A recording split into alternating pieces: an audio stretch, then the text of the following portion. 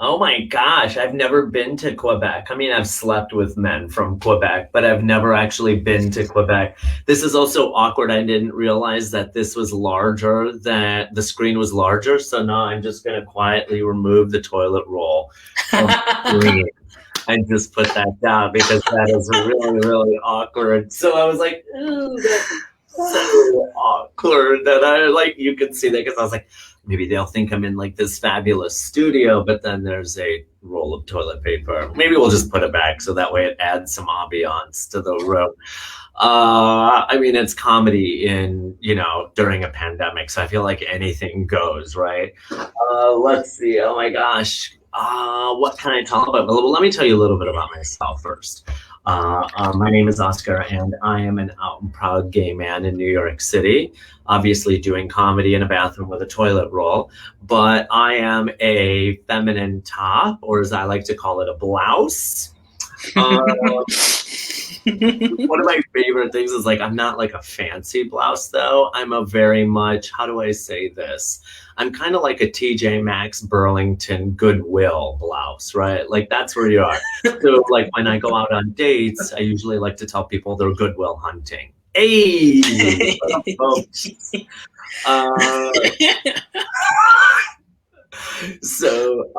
my gosh, a little bit more about me. So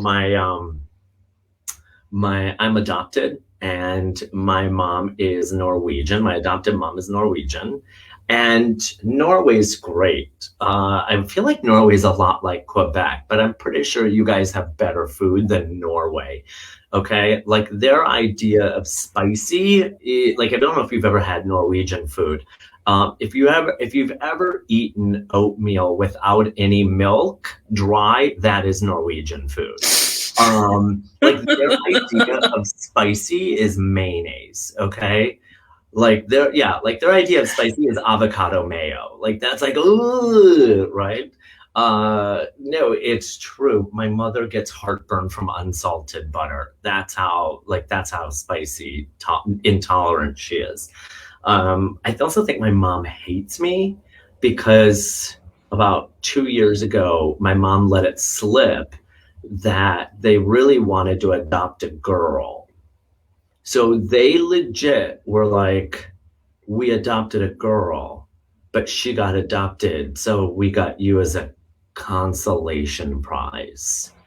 And I can tell you right now, as a gay man who is obsessed with Miss Universe pageants, there is nothing worse in life than knowing that you're like the first runner up in life.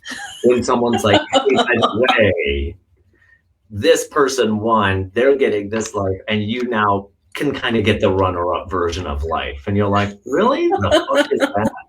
So, okay, thank you so much, Aloe, for laughing. I love you. My father is Turkish. I don't know if anybody else has, like, I love my dad, but does anybody else have a Middle Eastern father who's very fanatical about their country, but to the point where he makes things up? And I'll give you an example, okay? Like my father tells everybody, Oscar, Christmas is from Turkey. And I'm like, okay, I did not know that, but that's kind of cool. And he's like, obviously coffee comes from Turkey. And I'm like, oh, okay.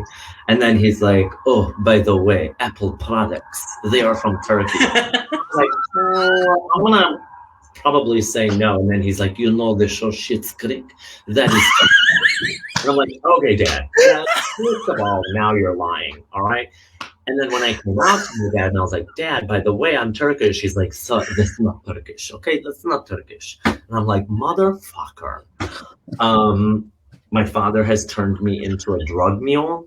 I don't know, anybody else? Anybody else have that problem where their father has turned them into a drug mule? And I'm pretty sure like there's a lot of people in the audience who will be like, oh, I bet he shoves the drugs up his ass. You know what? You're right. And so here's the thing. What sucks is my father now, whenever I go visit him, he makes me take back like multiple packets of Viagra for all of his impotent friends in America. Okay, like across America.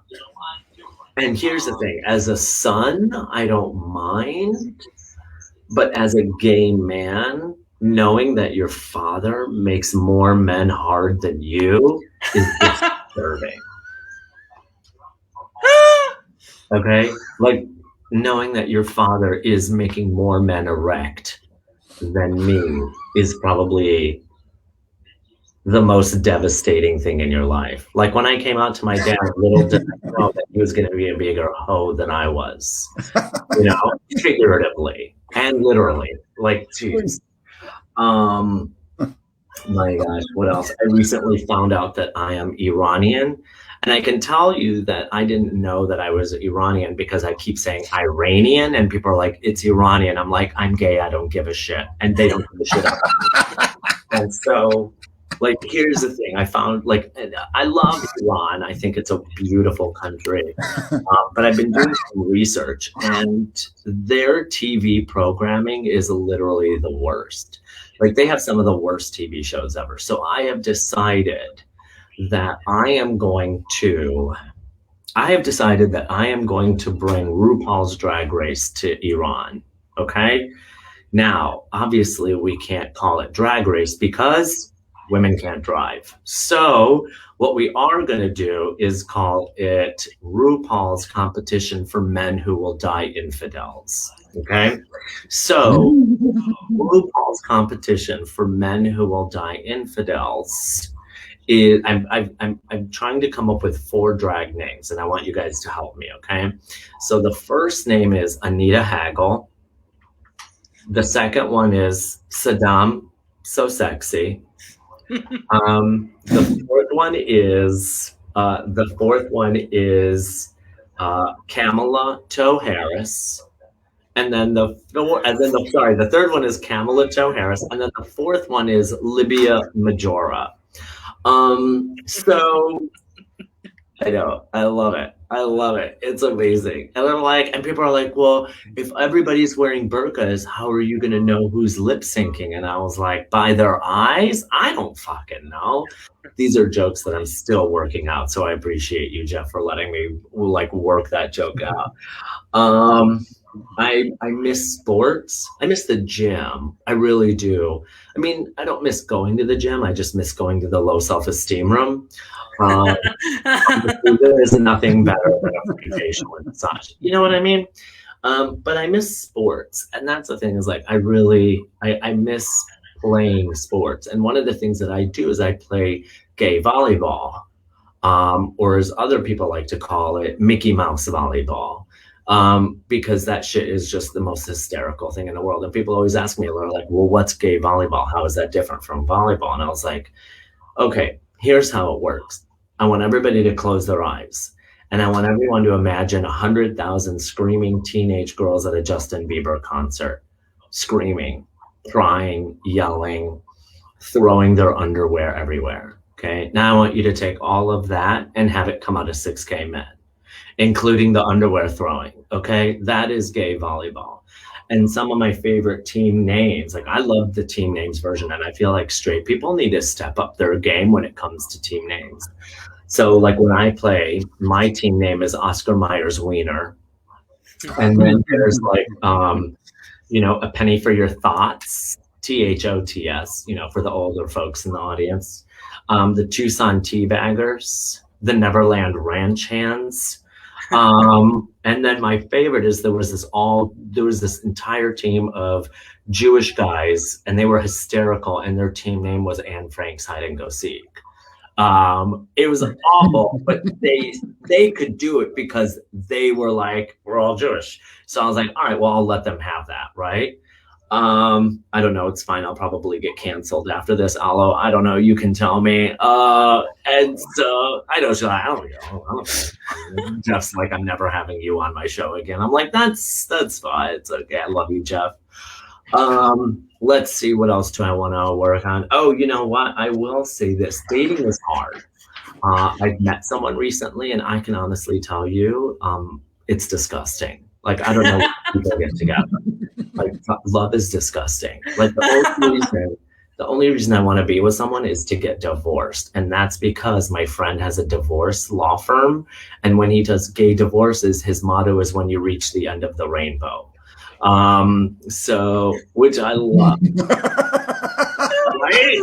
Isn't that fucking brilliant? When you reach the end of the rainbow. So it's fucking brilliant. I know. But dating is hard, though. I will say this: dating was hard as a gay. Like, here's the thing: as a gay man without abs, I'm like a 2. But as a Middle Eastern man with 2 separate eyebrows, I'm like a solid 10. Right? So it's like, oh, where do I fall into this one? All right, what am I going to leave you guys on? So I recently paid off 2 credit cards. Thank you. Thank you. It's very easy when both credit cards have a combined limit of $200. Okay. Which amounts to like 4 shekels, but that's fine, right? So like it's very easy. I literally paid off my credit cards 3 times with the last stimulus check. Okay. So, but someone stole my identity, and it really traumatizes people, and it's hard and it sucks. I mean, for them, not for me, because I'm fucking poor. So like they didn't get anything. I think it was more traumatizing for them because they got declined when they were like, wait, what? I was like, well, sucks to be you. Actually, no, it sucks to be me, doesn't it? But had they just done a little bit of research, they would have known that I'm broke. Okay. Like, all right, you've stolen my information. Now just do the research. Check my bank accounts, check my credit score. And if you look online, you'd see that my drag name is Miss Visa Decline. Okay. So there are clues. All right, Jeff, that's my time. Thanks, everyone.